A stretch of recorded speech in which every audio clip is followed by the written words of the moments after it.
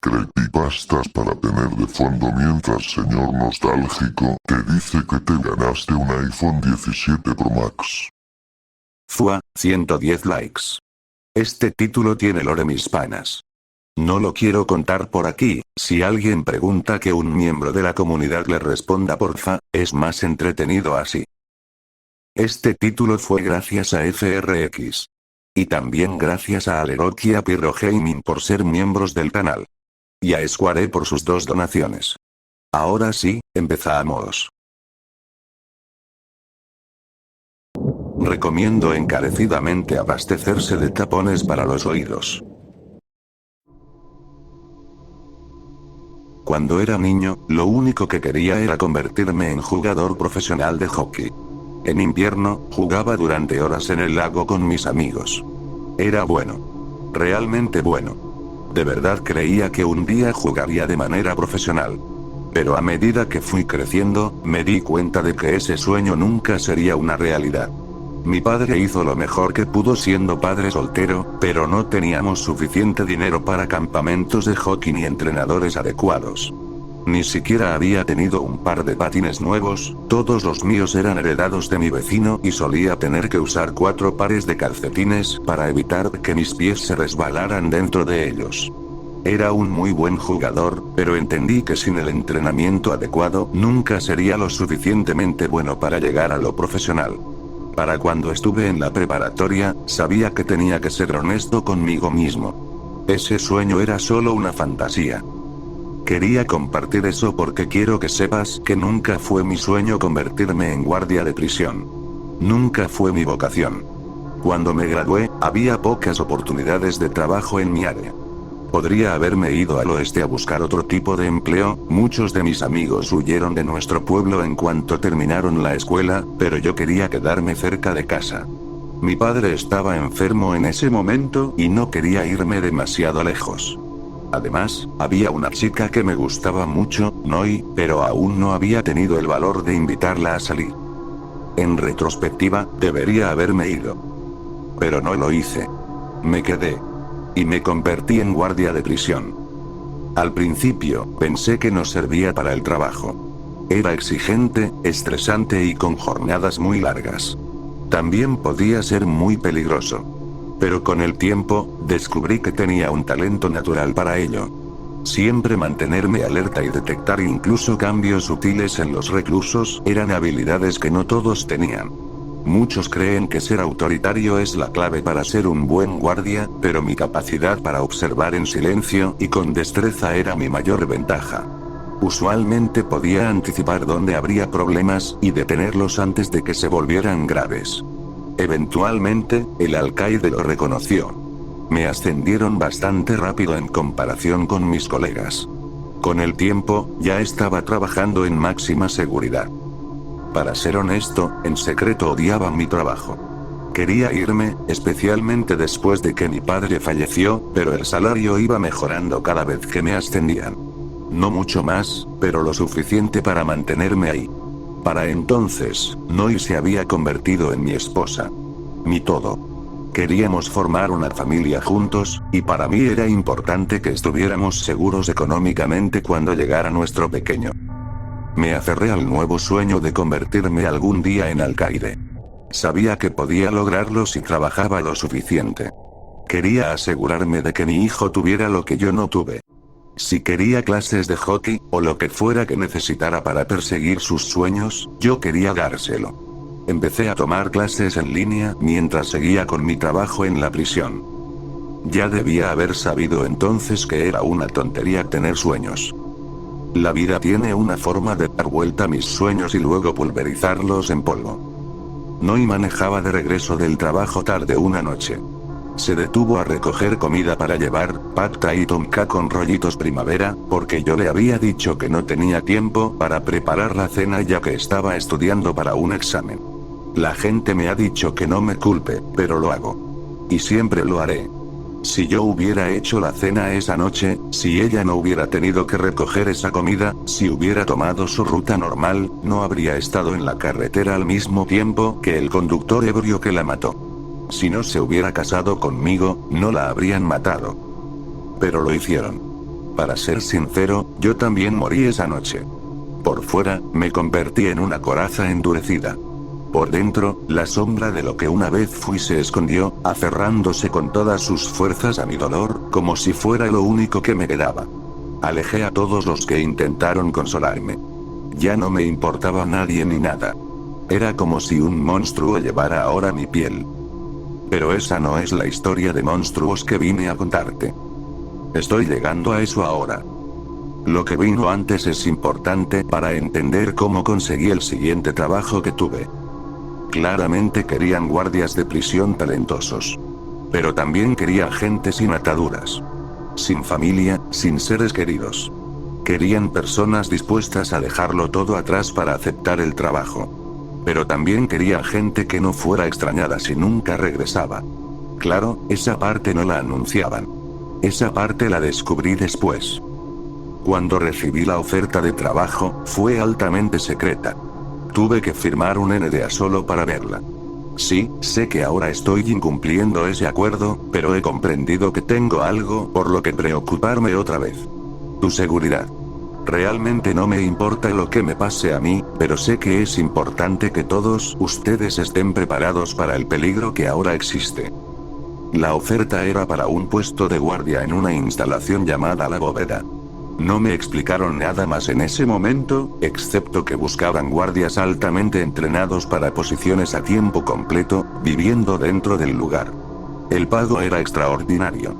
En ese punto no tenía nada que perder y quería alejarme de todo lo relacionado con mi vida anterior. El trabajo era perfecto para mí. Acepté de inmediato, firmé en la línea punteada y esperaba no volver a mirar atrás. Me dijeron que no podía llevar nada conmigo. Por razones de seguridad, nada del exterior podía entrar a la instalación. Eso no me molestó. Me aseguraron que todo lo que necesitara me lo proporcionarían ahí. Cuando pregunté cuándo debía empezar, me respondieron: ahora. Y eso fue lo último que recuerdo antes de despertar. Recobré la semiconsciencia con el horrible sonido de un crack crunch. Luego una voz femenina dijo: pensé que odiabas el apio. Yo podía oír, pero no podía moverme ni abrir los ojos. Lo odio. Respondió una voz masculina mientras masticaba con crujidos. Pero necesito adelgazar un poco. ¿Por qué? Escuché a un par de los internos susurrando ayer. Dijeron que me estaba poniendo en un tamaño sabroso. No dejes que se te metan en la cabeza, Seward.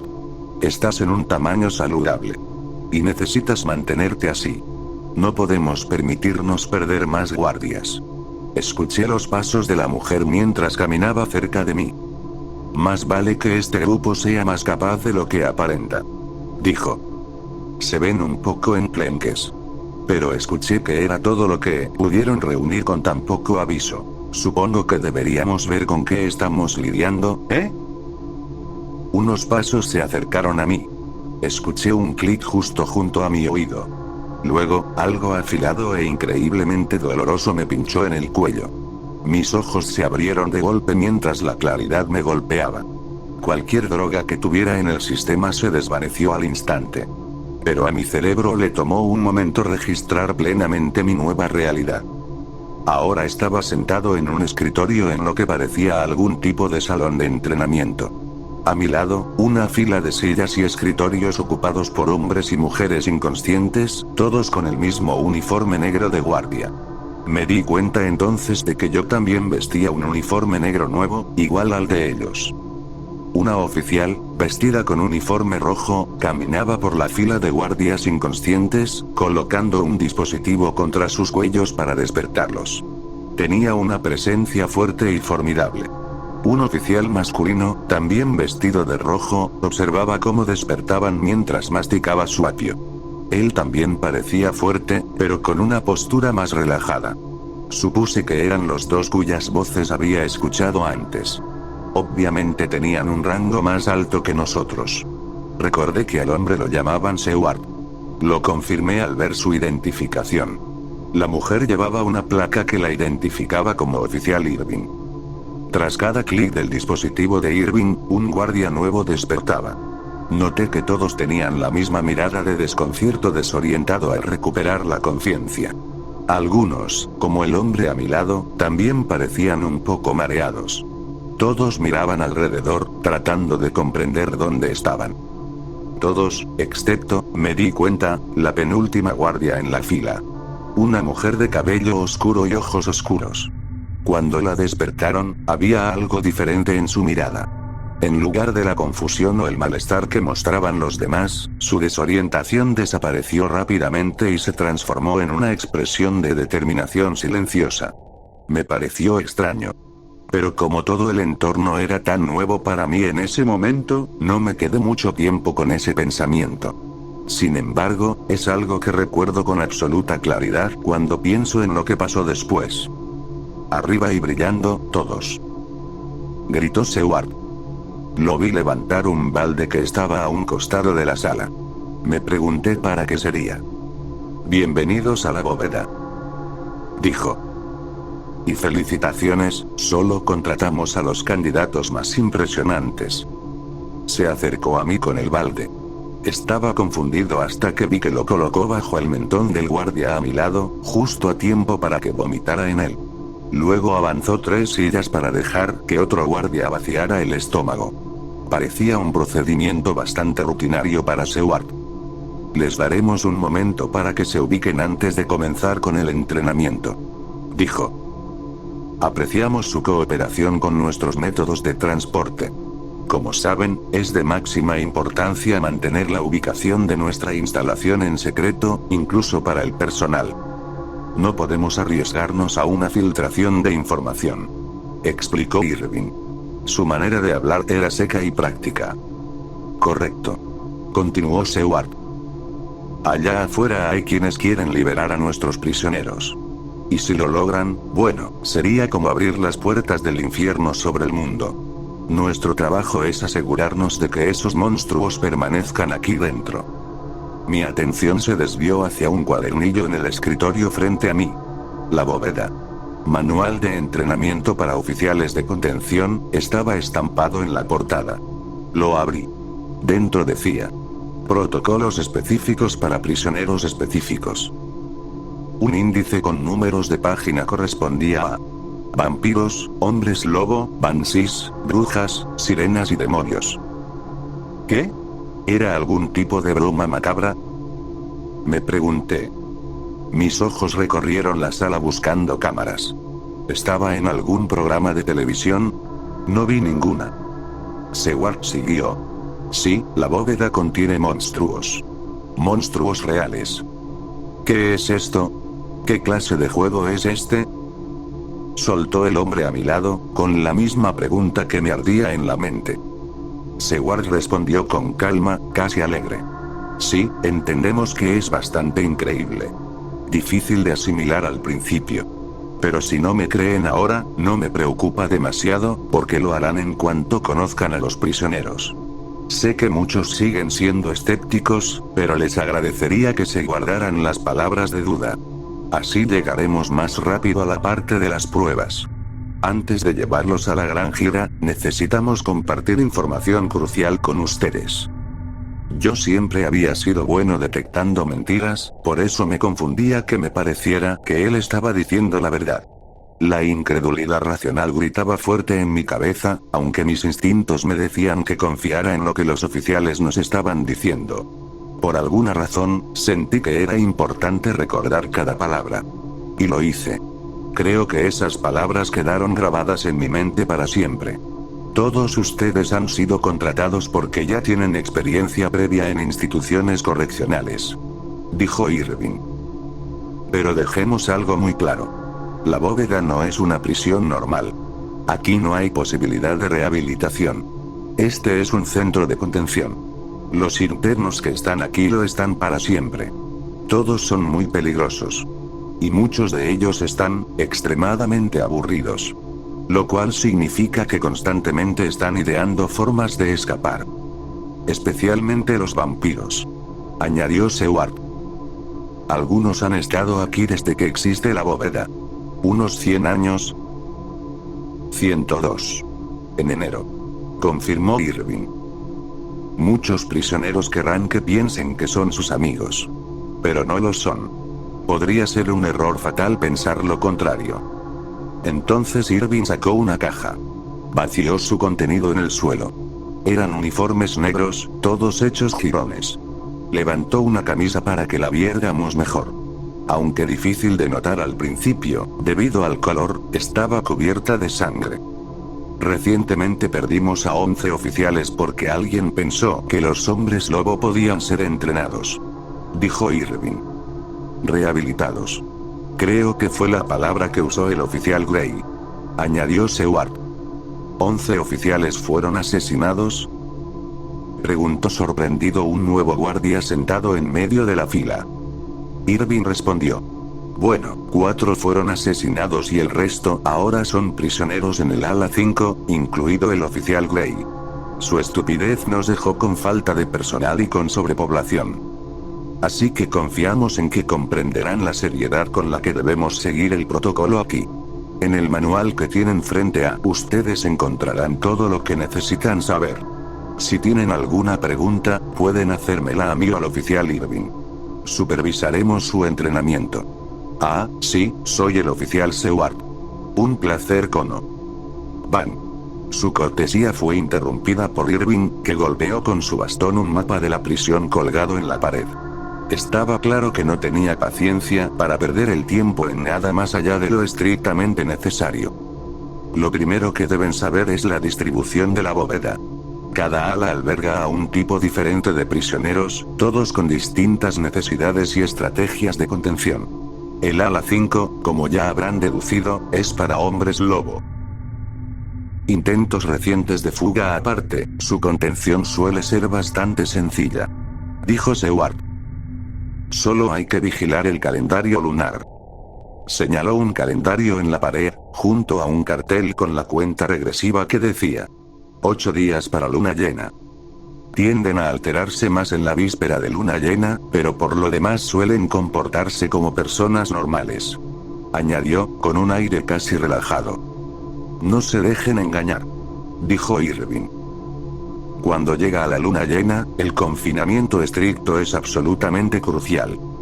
Esto debería ser obvio, pero debe ser dicho. Continuó Seward. No permitan que los hombres lobo los muerdan.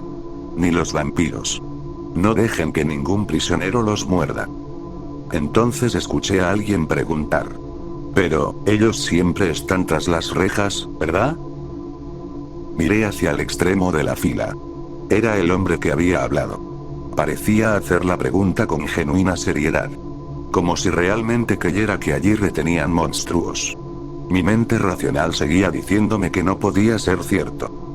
La mujer a su lado, la del cabello oscuro, la que había llamado mi atención antes, intervino. Son monstruos, no animales. Su voz tenía un tono áspero y a la vez resonante. De alguna manera, era hermosa e intimidante al mismo tiempo. Sentí que la sangre se me helaba por una razón que no supe explicar. Nadie más parecía sentirse perturbado. Pero vi que Irving la observaba con mayor atención. Sus ojos se desviaron hacia la placa de identificación de la mujer. Así que, oficial Thornley. Asintió Irving. Los prisioneros que han demostrado ser de confianza están en la población general. Pero si alguno se acerca demasiado, tenemos varios métodos de disuasión. Irving sacó objetos de su cinturón y nos los mostró. Las pistolas eléctricas son lo más efectivo contra los hombres lobo. Para los vampiros, tienen este spray. Seguramente ya están acostumbrados al gas pimienta.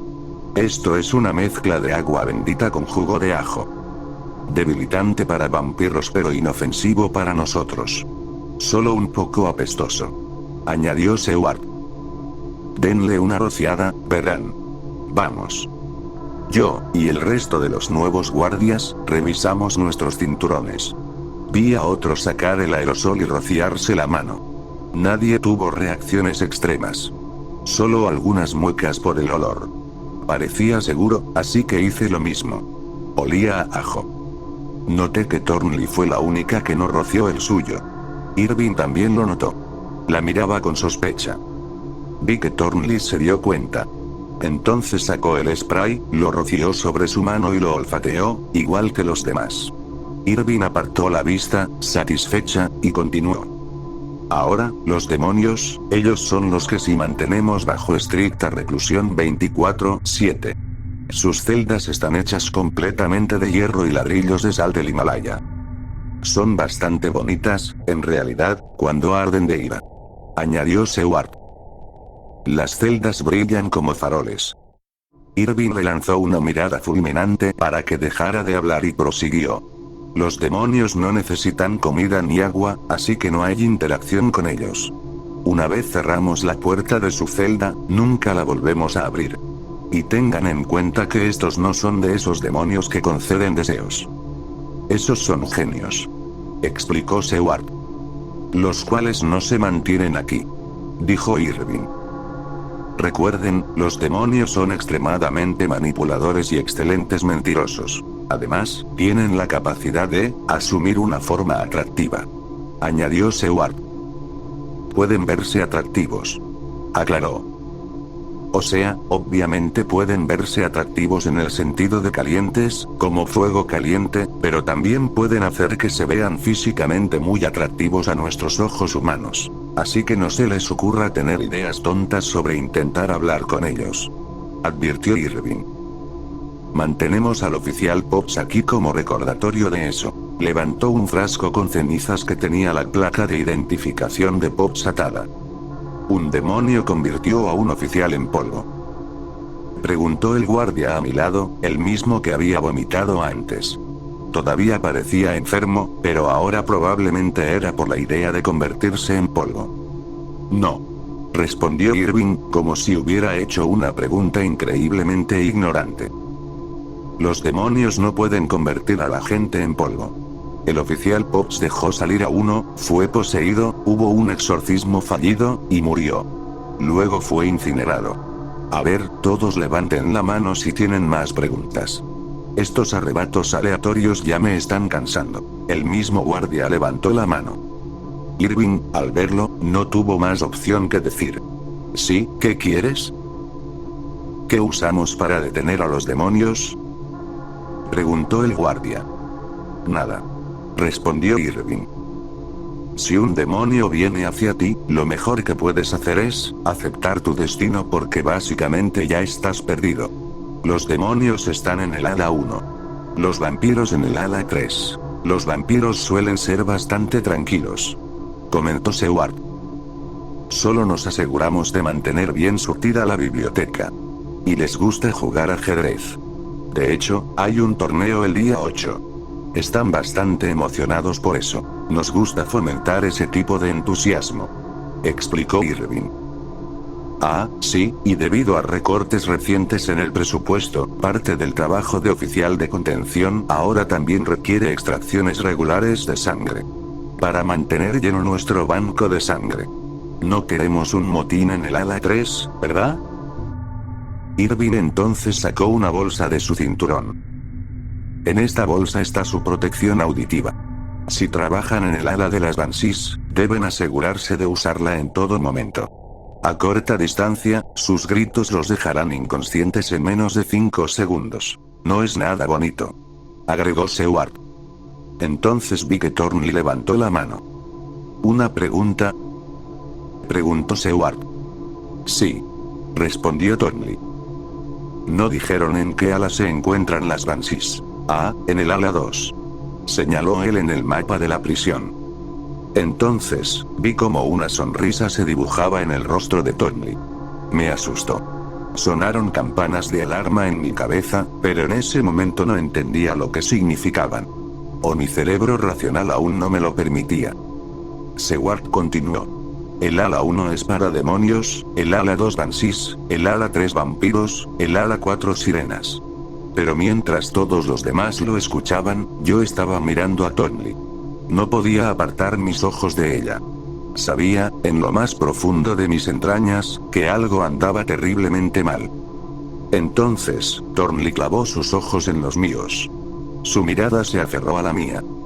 Algo hizo clic en mi cerebro. En ese segundo, mis manos volaron hacia la protección auditiva. Casi había logrado ponerme los tapones cuando Thornley abrió la boca y gritó "Oh, oh". Era un sonido como ninguno que un humano pudiera producir. Sentí que mi cabeza iba a explotar. Caí al suelo, llevándome las manos a la cabeza, al igual que todos los demás. Pero, como ya tenía los tapones en mis manos, logré empujarlos dentro de mis oídos. El sonido del grito de Thornley se amortiguó, pero aún así mantuve mis manos presionando mis oídos. Fue el peor sonido que he escuchado en toda mi vida. El grito reverberaba por toda la sala. Las luces parpadearon, los vidrios se resquebrajaron. Observé con horror cómo, pronto, todos los demás comenzaron a convulsionar en el suelo. Luego la sangre empezó a brotar de sus oídos. No había nada que yo pudiera hacer para ayudarlos. Cerré los ojos con fuerza, deseando que todo fuera una pesadilla. Entonces, Thornley dejó de gritar. Irving había dicho que un grito de Banshee te dejaba inconsciente en menos de 5 segundos. Thornley había gritado por al menos 15. Sabía que revelar que seguía consciente no me traería nada bueno. Fingí estar inconsciente. Cuando creí que ya se había ido, me atreví a mirar. Pero no, aún estaba allí. Pude ver que ahora tenía el mapa de la prisión en la mano. Pateó el cuerpo de Irving. Luego se agachó para quitarle el llavero del cinturón. Volví a cerrar los ojos mientras Thornley se levantaba. Cuando tuve el valor de abrirlos otra vez, ya se había ido. Miré alrededor a los guardias inmóviles, sin saber qué hacer. Dejé que mi instinto me guiara. Encontré una puerta, luego otra, y otra más. Entonces estaba afuera. No tenía idea de dónde estaba. Había árboles hasta donde alcanzaba la vista. Corrí hacia ellos. Corrí y corrí. Sabía que debía alejarme lo más posible de ese lugar. Entonces lo sentí. Un profundo temblor en la tierra. Luego un crack y un boom enfermizos. Provenían de la dirección de la que yo huía. Sabía lo que había pasado. La bóveda se había abierto. Corrí hasta que mis piernas no pudieron más. Honestamente, no recuerdo nada entre eso y el hospital. Dijeron que me habían encontrado en el bosque, angustiado y al borde de la muerte por inanición y deshidratación. Nadie cree en historia. Pero es verdad. He aprendido a confiar en lo que me dicen mis instintos. La bóveda está abierta y hay monstruos allá afuera. Quiero que te mantengas a salvo. Te recomendaría encarecidamente abastecerte de tapones para los oídos. Y de ajo y agua bendita. Yo también me haría con una pistola eléctrica. Ojalá nunca te cruces con un demonio. Irving y Seward nunca llegaron a explicar qué hacer con las brujas. Ni con las sirenas.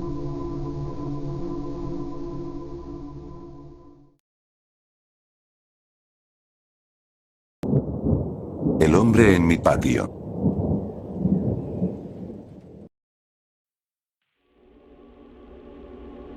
Esto ocurrió cuando tenía alrededor de 9 años, ahora tengo 25, y es algo que jamás voy a olvidar. Hasta el día de hoy me da escalofríos. Vivo en una casa adosada, 4 casas unidas, y mis vecinos y yo tenemos cada uno nuestro pequeño patio. A unos 10 metros de mi patio hay una calle por donde la gente suele pasear los domingos y cosas así.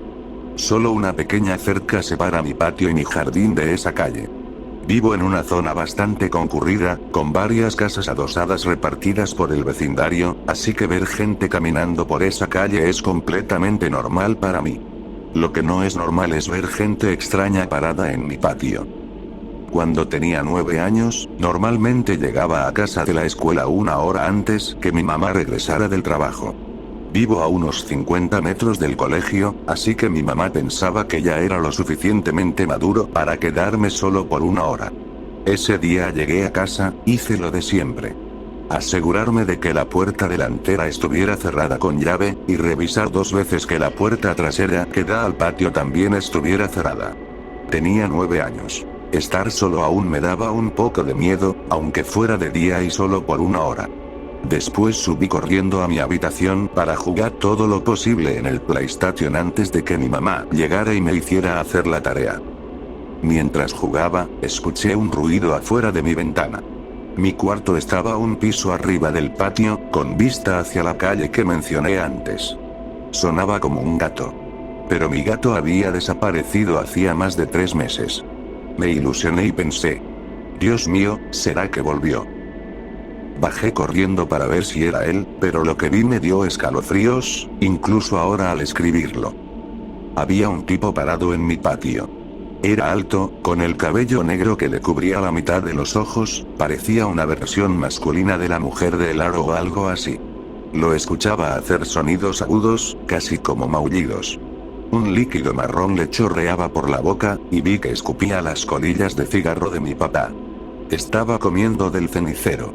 Me quedé paralizado observándolo. Al final reaccioné y grité tan fuerte que el tipo debió haberme escuchado. Pero no reaccionó. Siguió comiendo del cenicero. Subí corriendo a mi habitación, cerré la puerta con llave y llamé a mi mamá, quien a su vez llamó a la policía. Nunca en mi vida he sentido tanto miedo. Estaba acostado bajo las sábanas, temblando, escuchando esos ruidos agudos del tipo mientras seguía comiendo colillas de cigarro en mi patio. No recuerdo mucho después de eso, como si me hubiera desconectado un rato, porque lo siguiente que recuerdo es a la policía llegando a la calle frente a mi casa. Los escuchaba hablar con el tipo, diciéndole cosas como: ¿qué estás haciendo? Ven aquí o te arrestamos. Y cosas así. Él no respondía, pero los sonidos agudos eran cada vez más constantes y fuertes. Me animé a mirar por la ventana, sintiéndome más seguro ahora que la policía estaba ahí. Vi a dos agentes junto a mi cerca, un hombre y una mujer.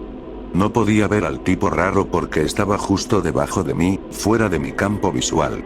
Los policías saltaron la cerca, y entonces escuché al tipo gritar más fuerte que cualquier cosa que haya escuchado en mi vida. Corrió directo hacia la oficial y la noqueó por completo. El otro agente lo cazó de inmediato, dejándolo convulsionando en el suelo, todavía gritando. El policía luchaba por mantenerlo en el suelo mientras le ponía las esposas, pero al final lo logró. Después de un rato, logró despertar a su compañera, que estaba visiblemente herida. Pidió refuerzos y una ambulancia. Luego me vio parado en la ventana. La expresión en mi cara debió ser muy fuerte, porque me miró y me dijo: espero que no hayas visto todo eso. Me largué a llorar. Para ese momento, los vecinos ya se habían acercado a ver qué pasaba. Una vecina mayor me hizo bajar, y me cuidó hasta que mi mamá volvió. La policía se llevó al tipo raro en el patrullero. Antes de irse, prometieron volver para contarnos qué había pasado. Y aquí es donde la historia da un giro inesperado. El policía regresó esa misma noche y se sentó con mi mamá y conmigo para hablar. Nos explicó que el hombre que estaba en mi patio tenía un diagnóstico de autismo severo. Se había escapado de una institución para personas con discapacidades mentales, ubicada a unos 5 kilómetros de donde vivo. Nos dijo que ese tipo había vivido en nuestra casa 5 años atrás, pero lo obligaron a mudarse cuando su madre, la única que lo cuidaba, falleció. El pobre probablemente pensó que iba a encontrar a su mamá en nuestra casa. Extrañaba su rutina y la vida con ella. La policía lo tuvo que sacar de la casa en ese entonces porque era extremadamente fuerte, al parecer tenía una tensión muscular constante por su condición, lo que hizo que sus músculos se desarrollaran mucho con los años. Por eso reaccionó así cuando llegó la policía. Aunque todavía asustado, le pedí al oficial que se asegurara de que eso no volviera a pasar. Me prometió que así sería. Después de unas cuantas noches sin dormir, mi vida volvió a la normalidad. Pasaron los años y el tipo nunca volvió. Hasta hace un año. Para entonces, mis papás ya se habían mudado y yo había comprado la casa. Todavía vivo aquí. Una mañana estaba tomando café en el patio cuando vi a un tipo detenerse en la calle, junto a mi cerca. Solo se quedó ahí parado, mirándome. Yo lo miré y le hice un gesto con la cabeza. Y entonces escuché los ruidos agudos. Mierda, es él. Su cabello ya estaba gris, pero los sonidos me hicieron darme cuenta. El corazón me empezó a latir a 1000 por hora y recordé por qué había vuelto. Me di cuenta de que seguramente se había escapado otra vez. Como esta vez logré mantener la calma mejor que cuando tenía 9 años, empecé a sentir lástima por él. 16 años después, y aún volvía buscando a su madre. Le pregunté con cuidado si quería bajar al patio. Saltó la cerca al instante. Por un segundo pensé que me golpearía como aquella oficial. Pero no. Sonrió. Me miró y sonrió. Le ofrecí sentarse. No respondió. Le ofrecí entrar a la casa. Se echó a reír. Entramos. Su rostro se iluminó, pura alegría. Estaba en casa. Recordaba la vida con su madre. Casi me hizo llorar. De pronto se sentó en mi sofá, encendió la televisión y puso caricaturas. Me quedé viéndolo un rato, estaba completamente enfocado en los dibujos animados. Solo quería que disfrutara ese momento, así que no le dije nada. Me di cuenta de que tenía que llamar al centro para avisar que estaba ahí. Los cuidadores llegaron 10 minutos después. Después de mucho convencerlo, se levantó llorando y se fue con ellos. Llamé al centro 2 días después. Llegamos a un acuerdo. Su nombre es Tom, y ahora considero a Tom mi amigo. Todos los domingos desde el día en que regresó, Tom y sus cuidadores me visitan para ver caricaturas. Dicen que es lo mejor de su semana. Eso me llena el corazón. Durante muchos años pensé, ojalá nunca te vuelva a ver, tipo que comía del cenicero en mi patio. Ahora pienso, nos vemos cada domingo para ver caricaturas, mi amigo Tom.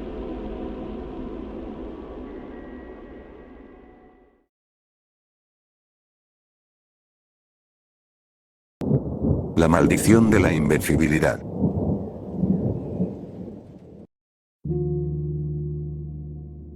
Siempre quise ser como Superman, solo que nunca imaginé terminar así. Resulta que, por muy indestructible que creas ser, siempre hay formas de que tu vida acabe antes de tiempo. Me estoy adelantando, mejor empiezo desde el principio. Todo comenzó hace varios días, en un día como cualquier otro. Estaba sentado en la parada de autobús, esperando el número 4 que me llevaría en un viaje aburrido a un trabajo aburrido, tras el cual volvería a mi aburrido apartamento. Un señor se sentó junto a mí leyendo el periódico. ¿Por qué estaba leyendo un periódico de verdad y no revisando su celular? Ni idea. Tal vez era de esos tipos chapados a la antigua. No parecía tan viejo, pero vestía como si lo fuera. Traje de 3 piezas, con un abrigo encima y hasta un sombrero fedora impecable. Me recordaba a una estrella de cine antigua. Pero ahí estaba, sentado a mi lado, pasando las páginas sin prisa, sus ojos subiendo y bajando, de izquierda a derecha. La solapa de su abrigo rozaba mi rodilla, y ojalá no se hubiera sentado tan cerca. En ese momento, el viejo dolor familiar empezó a crecer en mi pecho. Apenas tengo 17 años y probablemente tengo el tracto digestivo de un señor de 70. Mi acidez es tan mala que tengo medicamento recetado para controlarla. Lástima que está en el botiquín del baño y no en mi bolsillo cuando más lo necesito. Maldije en voz baja, agarrándome la tela de la camisa sobre el pecho. El hombre asomó la mirada desde su periódico, fijándose en mí. ¿Pasa algo, muchacho?, preguntó. ¿Muchacho? ¿Quién habla así? No es nada, dije, haciendo una mueca mientras otra oleada de ardor subía por mi esófago. No parece nada, respondió, mostrando una sonrisa de comercial de pasta dental. Me sorprendió lo elegante que se veía ahora que su cara no estaba escondida tras el papel. Solo un poco de acidez, dije, esperando terminar la conversación rápido. Pero a él no parecía interesarle terminarla.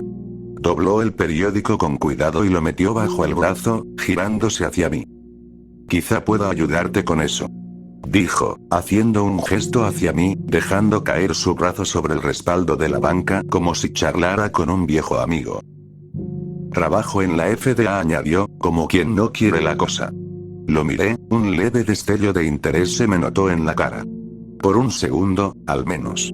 Es un desconocido, definitivamente no debería aceptar nada de él, por muy galán que parezca. No, gracias señor, yo. Empecé, pero me interrumpió. Tiene suerte de que nos hayamos cruzado. Vengo directo de la oficina del centro con un medicamento experimental recién aprobado. Te va a quitar eso de inmediato, dijo, su sonrisa ensanchándose cada vez más. Empezaba a disgustarme su sonrisa. ¿Experimental?, repliqué, intentando mostrar mi escepticismo. Te digo que está recién aprobado. 100% seguro, fue perfecto en las pruebas.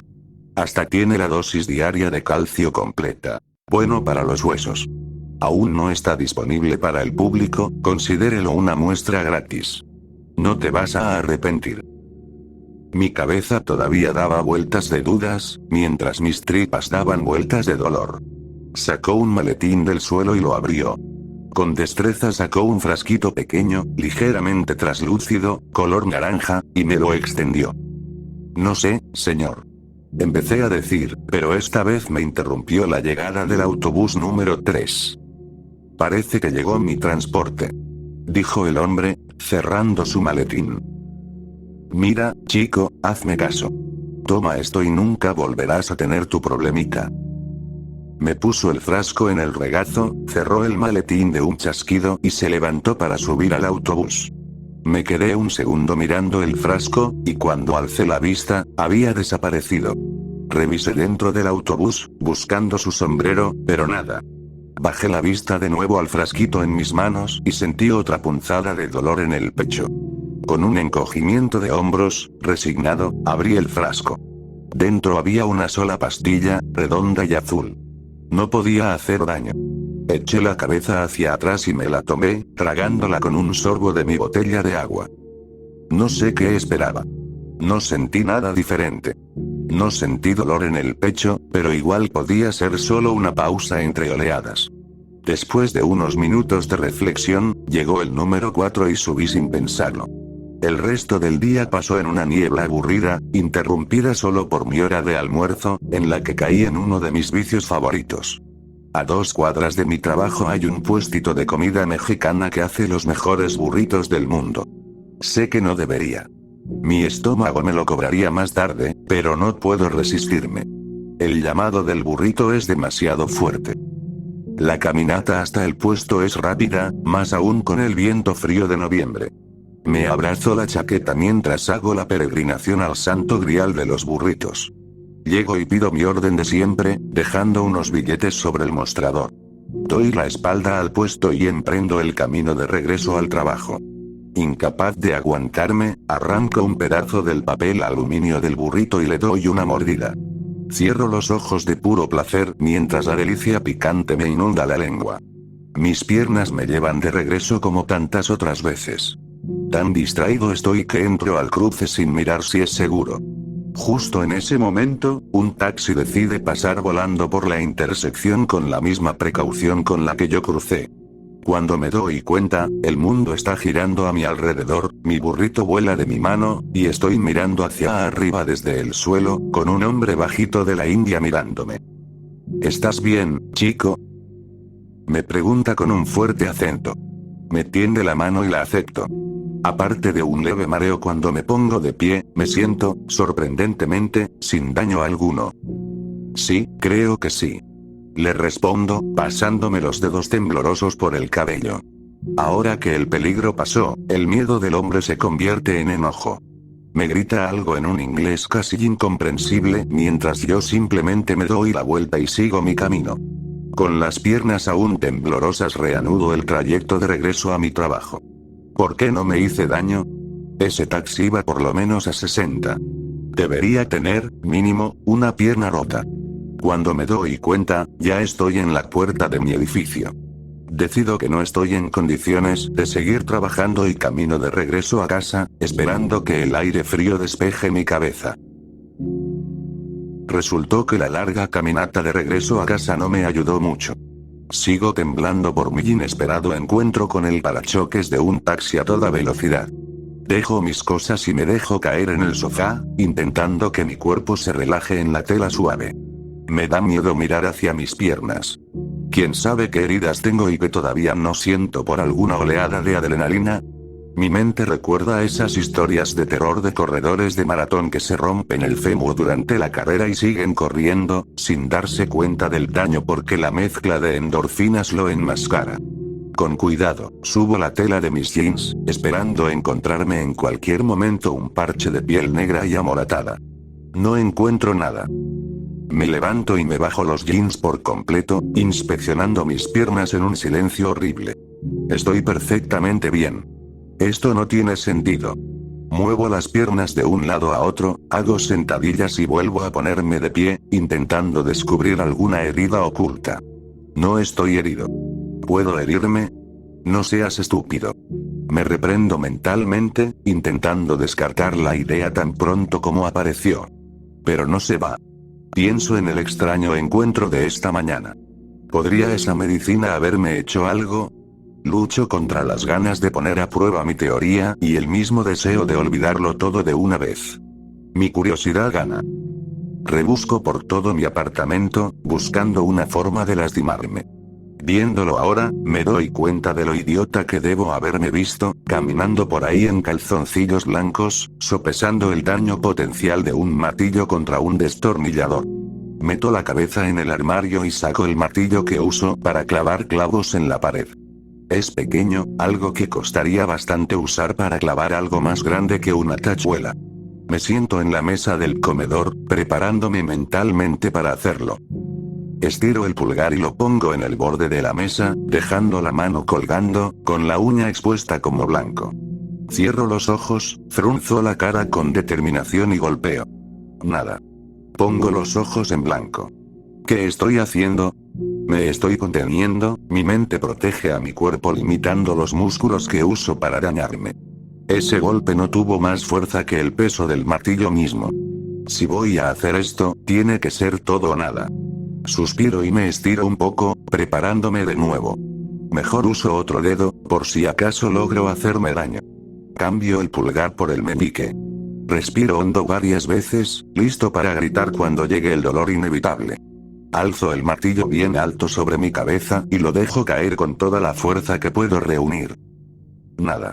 Miro hacia abajo, esperando ver un dedo aplastado como en una caricatura, pero apenas puedo encontrar evidencia de que me haya golpeado. Debo haber fallado. Rápido, antes de pensarlo demasiado, golpeo otra vez, y esta vez estoy seguro de haber dado en el blanco. Mi meñique sigue igual de ileso que el día en que nací. Suelto una risita nerviosa. Lo intento de nuevo, aplastando el martillo contra el dorso de mi mano, que ahora reposa sobre la mesa. Me río un poco más fuerte con cada golpe, ganando confianza. Si antes parecía tonto, ahora debo parecer realmente loco, golpeando mi propia mano como si quisiera pulverizarla y riéndome cada vez más fuerte por eso. Finalmente detengo mi arrebato y miro a mi alrededor buscando una forma de subir la apuesta. No se me ocurre nada en mi departamento que pueda hacer más daño que este martillo. Tengo que intentar otra cosa. Me levanto, me pongo los jeans otra vez y me pongo la chaqueta antes de salir por la puerta. Respiro agitadamente, pero emocionado, mi aliento formando grandes nubes en el aire frío. Mi departamento está en el segundo piso del edificio, con una escalera central que da al estacionamiento. Salto por la barandilla sin pensarlo, cayendo pesadamente sobre el cemento con los pies. Normalmente esa caída me dolería aunque fuera un poco. Ya lo he hecho antes, para impresionar a mis amigos y cosas así, y siempre me dejaba las piernas doliendo bastante. Ahora, nada. De hecho, eso solo alimenta la euforía, la sensación de libertad. Echo a correr por la calle, y de reojo veo venir un autobús. Me golpea de lleno con el frente, lanzándome varios metros hacia adelante por el impacto. A diferencia de mi anterior encuentro vehicular de ese día, simplemente me río, me levanto rodando y sigo corriendo. Escucho al conductor del autobús gritándome, pero lo ignoro. Esta sensación es demasiado buena. Necesito sentir más. Corro a toda velocidad durante varias cuadras, hasta llegar a un viejo edificio de oficinas abandonado. Está rodeado por todos lados por una cerca de malla metálica, que trepo rápidamente. Paso por ese edificio todos los días de camino a la parada de autobús. Está programado para demolerse en algún momento. Una vocecita en mi mente dice que es mañana. Es el lugar perfecto para jugar sin que nadie haga preguntas, sin dejar evidencia de nada raro. Entro corriendo y subo las escaleras hasta uno de los pisos más altos. El interior está iluminado solo por la luz de los faroles de la calle. Empiezo a correr, buscando algo de donde lanzarme. Más adelante, en la penumbra, apenas distingo lo que parece ser un hueco de ascensor.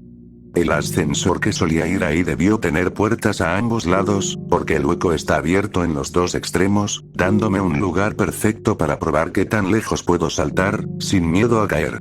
Sigo corriendo, me impulso desde el borde del piso y lanzo mi cuerpo al aire. La adrenalina me inunda. Aunque mi mente dice que sobreviviré a todo, mi cuerpo no lo sabe y sigue temiendo por su vida. Al acercarme al otro lado del hueco, me doy cuenta de que no salté lo suficientemente lejos. Estoy más fuera de forma de lo que pensaba. Mi pecho choca contra el borde que tengo delante, y mis manos buscan desesperadas algo de lo que agarrarse. Resbalo, tomando velocidad con rapidez alarmante. Hay varias tablas cruzadas en la parte inferior del hueco y las atravieso de golpe. Apenas alcanzo a distinguir el fondo antes de estrellarme contra él, provocando una lluvia de escombros que cae sobre mí desde los pisos de arriba. Después de unos momentos, examino mi alrededor. Estoy tendido en el fondo del hueco del ascensor, que ahora noto que se extiende al menos 2 pisos bajo tierra. De alguna forma, mi cuerpo ha quedado atascado, cabeza abajo, en una tubería de acceso pequeña. Supongo que la mayoría de las tuberías de agua y desagüe del edificio pasaban por este hueco, fuera del paso del ascensor. Por el olor pútrido, parece que tengo razón. Pruebo mover mi cuerpo y mis músculos, que milagrosamente siguen intactos. Pero algo anda mal, estoy atrapado en una tubería sin espacio para llevar mis brazos a la cara, mucho menos darme la vuelta y trepar para salir. Desesperado, empiezo a forcejear con violencia, pero las paredes alrededor no ceden. En mi pánico, siento como mi cuerpo se desliza aún más adentro de la tubería, hacia la oscuridad de abajo, donde no puedo ver el fondo. Jadeando, me obligo a calmarme, alejando el pensamiento que no deja de volver a mi cabeza. Voy a morir aquí abajo. Otro pensamiento oscuro se abre paso. ¿Moriré? ¿Acaso me han regalado la inmortalidad junto con la invulnerabilidad? Mi mente se rinde ante la verdad inevitable. Me han dado lo que la humanidad ha buscado durante toda su existencia, y lo he desperdiciado. Lo he desperdiciado igual que si hubiera derramado el agua de un hombre moribundo en un desierto. Mañana vendrán los obreros a demoler este edificio, y los escombros me cubrirán y pasaré la eternidad aquí abajo, solo. Una lágrima se forma en mi ojo y se pierde en la oscuridad. Mi cuerpo baja de su euforía y empiezo a tiritar de frío. Va a ser muy solitario aquí abajo. Al menos no tendré acidez.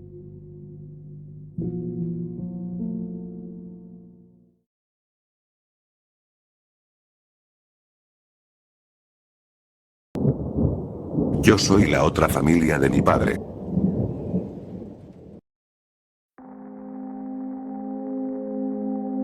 Estas navidades circularon un montón de historias sobre familias destrozadas por revelaciones de pruebas de ADN. La nueva tecnología hace que los secretos familiares sean cada vez más difíciles de ocultar y nos hace preguntarnos si realmente queremos saber la verdad.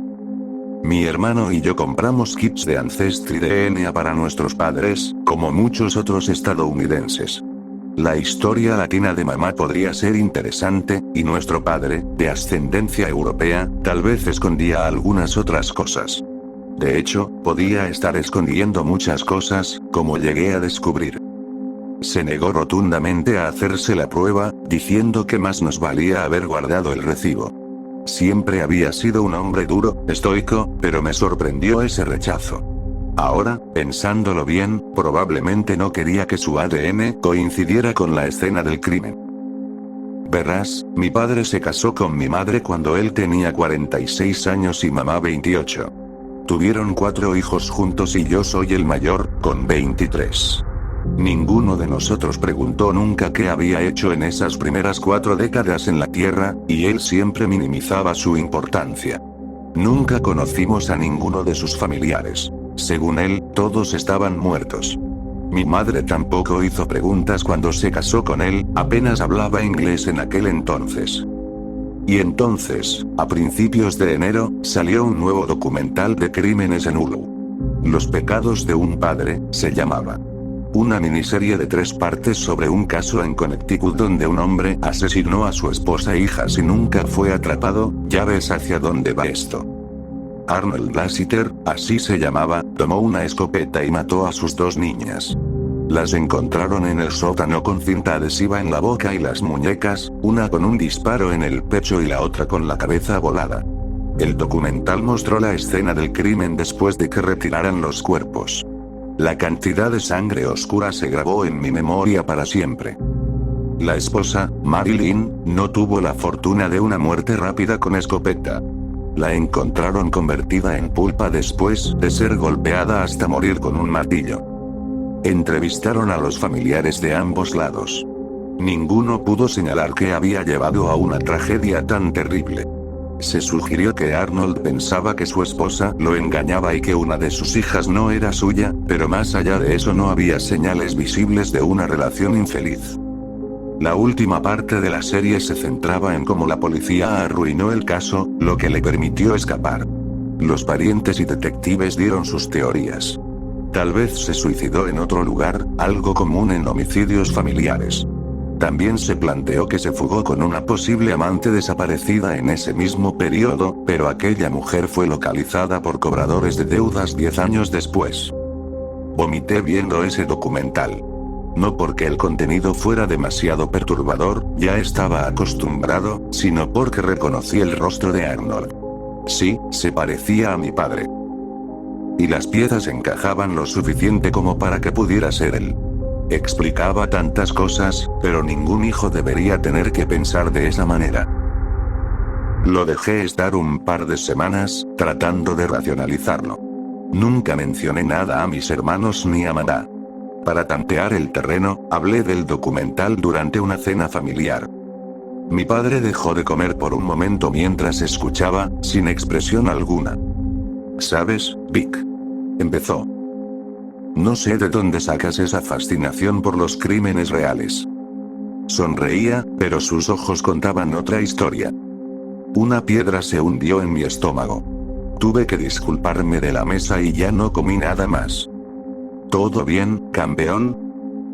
Preguntó papá cuando llevaba 10 minutos encerrado en el baño. Sí, le aseguré, pero no me atrevía a abrir la puerta para enfrentarlo. Debía haber dicho algo esa noche. Debía haber llamado a la policía. Si no hubiera estado despierto pensando en todo, no habría olido el humo, y si no hubiera cerrado mi puerta con llave y atrancado el mueble de mi infancia contra ella, él habría entrado. Mirando por la ventana mientras intentaba escapar por el tejado, vi las luces de su todoterreno alejándose a toda velocidad en la noche. Mis hermanos y mi madre no sobrevivieron. Nunca tuvieron oportunidad. Les cortó el cuello y prendió fuego a la planta baja, atrapándonos arriba. También murieron los perros, que estaban en el garaje y no pudieron salir. Me pregunto cómo puede un hombre jugar a la familia después de haber asesinado a la suya, y luego volver a hacerlo con una nueva. Duele saber que nunca nos amó, saber que pudo hacer algo tan terrible sin pensarlo 2 veces. Ojalá nunca hubiera visto ese programa, o lo hubiera mencionado. Hay cosas que es mejor dejar en secreto.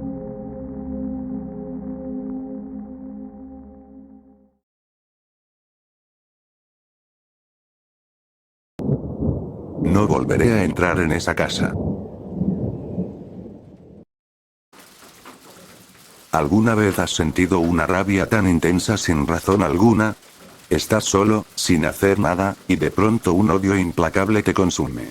Mal carácter, cambios de humor, gruñón, palabras que usamos para justificar este odio profundo. Yo nunca me había sentido así. De hecho, es algo reciente y ahora creo entender por qué. Hace poco escribí sobre una entrada de diario que hizo mi tía abuela, sobre una experiencia paranormal que tuvo. Esto no tendría importancia si mi tía abuela no hubiera muerto hace poco. Éramos muy cercanos, pero era una mujer llena de odio. A los ancianos les perdonamos muchas cosas. Sus prejuicios, que son producto de su época, y demás. Pero mi tía abuela era la excepción. Una mujer criada en la tradición del sectarismo de Irlanda del Norte y el racismo territorial británico, a veces, cuando hablaba, tenía que morderme la lengua y recordarme que era vieja, que no sabía mejor. Para que te hagas una idea, me dejó un Gollywog, un muñeco racista, en su testamento. Esto de la rabia de la que hablo forma parte de algo más grande que llevo meses tratando de descifrar. No empezó con la muerte de mi tía, como sería conveniente pensar. Quería que los tiempos coincidieran para convencerme de una única causa. Si pudiera creer en su fantasma, al menos eso sería algo lógico. No estaba tan equivocado, pero en ese momento no tenía ni idea. Estoy divagando, lo sé, son las 3 de la mañana y no puedo irme a la cama. No puedo caminar por esa casa. Escribo esto en mi celular, desde nuestro garaje independiente.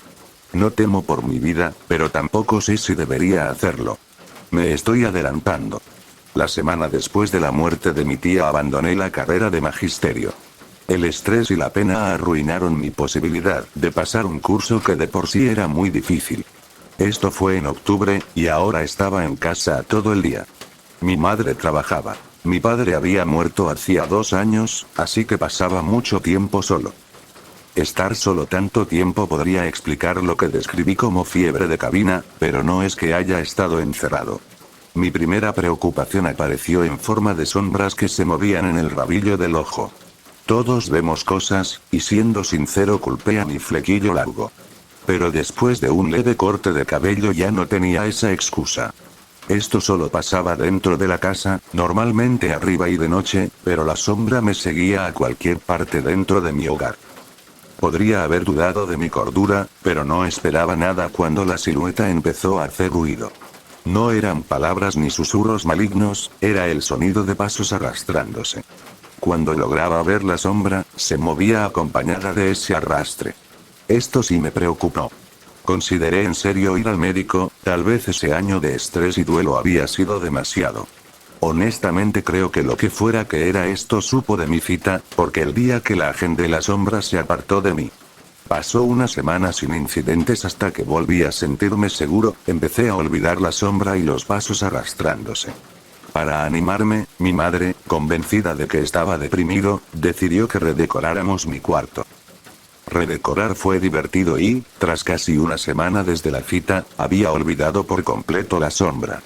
Me acosté en la cama, con el olor a pintura fresca en la habitación, intentando dormir. Empecé a despertar todos los días a las 4:50 de la mañana, sin falta. Cada vez miraba el celular y ahí estaba. 4:50. No había nada extraño que pudiera ver, siempre me volvía a dormir rápido. Pasó cada mañana durante casi una semana, tal vez 6 días, hasta que empecé a sospechar. Me suelo dormir tarde, cayendo rendido en la cama casi a las 3 de la madrugada. Una noche estaba jugando Fallout 4 y perdí la noción del tiempo, así que fui a acostarme más tarde de lo normal. Miré el celular al meterme a la cama. 4:47. Recordé mi despertar habitual y decidí quedarme despierto esos 13 minutos. Dios, ojalá no lo hubiera hecho. A las 4:48 escuché pasos arrastrándose cerca de mi puerta, que no da directo a la cama. Hay que dar la vuelta a una esquina para verme, para que tengas idea de la posición. Mi corazón empezó a latir con fuerza mientras volvía a mirar la hora. 4:49. Me quedé acostado, mirando hacia la habitación y temiendo lo que estuviera afuera de la puerta. Tenía los ojos entrecerrados cuando los vi. 2 ojos amarillos, asomándose desde la sombra doblada alrededor de la puerta. Cerré los ojos con fuerza, rogando que no me hubiera visto, rogando estar a salvo, y ni siquiera creo en Dios. Entonces escuché el clic de la puerta cerrándose. Abrí los ojos con cautela y ya no estaba. Revisé la hora. Eran las 4:50. Si lo hubiera visto después de despertar, culparía a mi visión adormilada. Pero no me había dormido, ni siquiera había conciliado el sueño, y te aseguro que me costó muchísimo lograrlo después de eso. A la mañana siguiente recordé lo que vi la noche anterior. La sombra había vuelto y los pasos arrastrados se estaban adaptando a mi entorno. Es decir, en la cocina escuchaba pasos sobre los azulejos, en la sala escuchaba pasos sobre la alfombra. Eso significaba que estaba ahí. Que afectaba su entorno, lo que significaba que podía tocarme. Ese era mi miedo. No tenía intención de volver a verlo, así que no abrí los ojos cuando desperté a las 4:50 esa noche. Sabía que se iba, siempre se iba a esa hora. Pero sentí la rabia. Esa furia incontrolable que salía de la nada.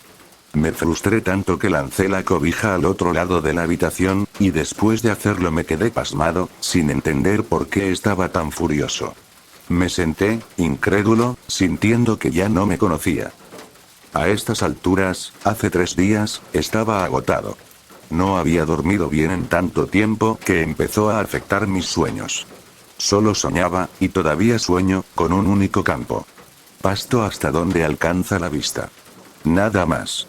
Nada aterrador, pero sentía que estaba mal, como si esperara a alguien o a algo.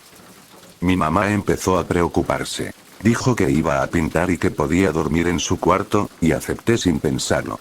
Dormí de 9 de la mañana a por lo menos 7 de la noche, desperté sintiéndome renovado, como si esas semanas hubieran sido solo una pesadilla. Para darle crédito a mamá, seguía pintando la habitación, así que me duché en su baño. Mientras me secaba el pelo, mucho más corto para mi suerte, abrí su armario corredizo, con espejos, para tomar otra toalla, y me quedé helado.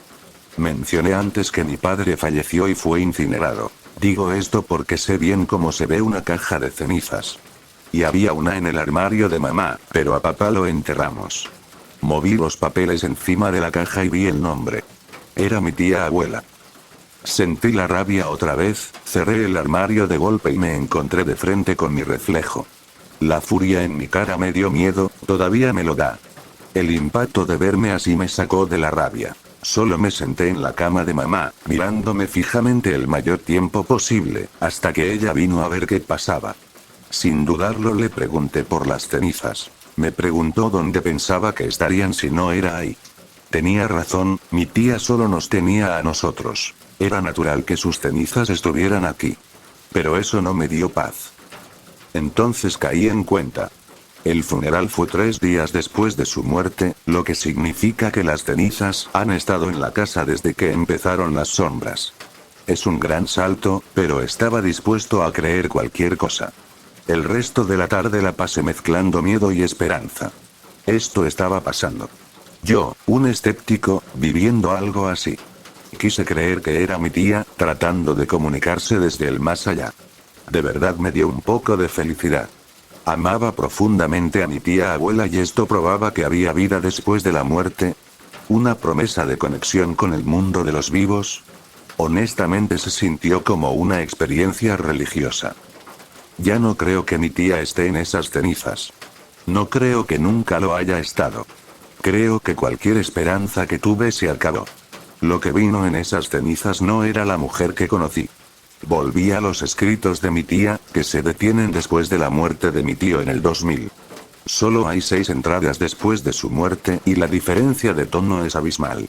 Pensaba que mi tía había sido llena de odio toda su vida, pero temo que solo empezó después de quedarse viuda. Escribió que estaba enojada con Dios, con sus amigos, con el mundo. Nada raro en una viuda, es cierto, pero la última entrada dice que, 3 semanas después, seguía demasiado enfadada para escribir, que no podía controlar sus arrebatos. Y así dejó de escribir, ojalá no lo hubiera hecho. Saber esto me confirmó que esto no puede estar solo en mi cabeza. No sé qué es ni por qué puede invocar tanta rabia en mí, pero no voy a volver a entrar a esa casa. Puedo ver la puerta trasera desde aquí, cada vez que miro la veo retirarse de la puerta, volver a las sombras. Creo que estoy perdiendo la razón, tal vez por locura o por eso, no lo sé. Solo escribí esto para tranquilizar mi mente. Significa que alguien, aunque sea un desconocido en internet, sabrá que esto pasa. Al menos si algo sucede, alguien sabrá. Siento que estas son las divagaciones de un loco. Tal vez lo sean, pero no volveré a entrar en esa casa.